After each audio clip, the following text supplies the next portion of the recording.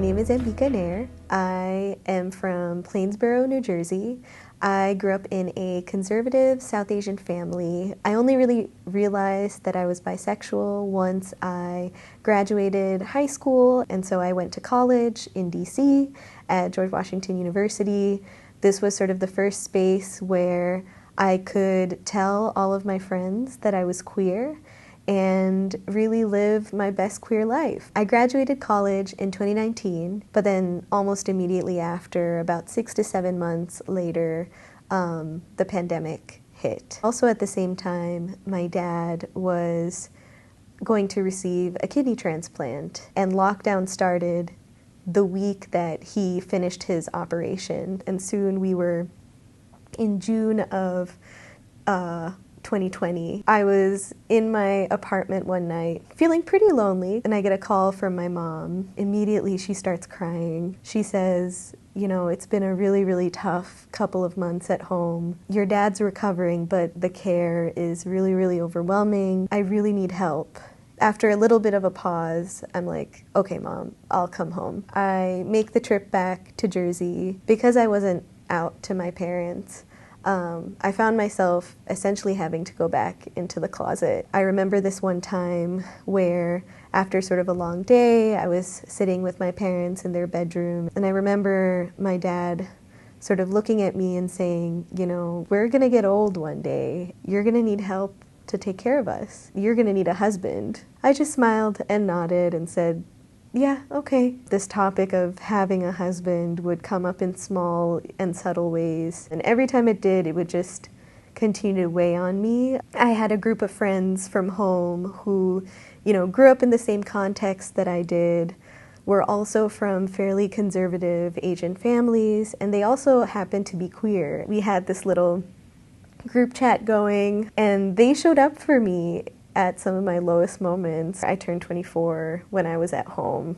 during the pandemic. My birthday was not really at the top of the list of priorities for really anyone at home. I went to my friends in our little group chat, and I said, guys, I'm really depressed. I feel really sad. They essentially were like, hold on, we'll be there in a couple of hours. My friends arrived one by one to our driveway, and they brought folding chairs.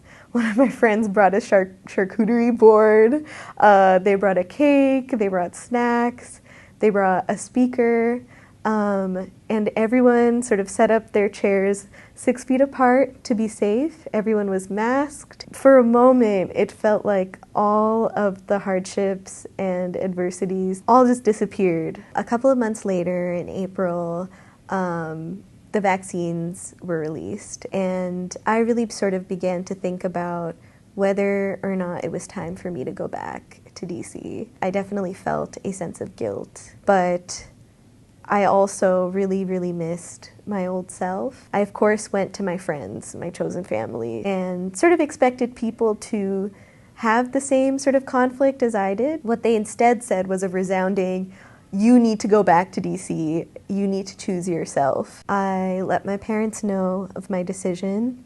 They were initially disappointed, but ultimately knew that I had made up my mind and knew that I would be happier. I called up some of my friends from DC, and with no hesitation, they were like, get your things ready and packed. We're gonna load them up in our car, and we're gonna drive back to DC. My friends came. We get in the car. The first song that they play on the radio is a song by Rina Sawayama called Chosen Family. It's so funny because they played it because they know I love Rina Sawayama.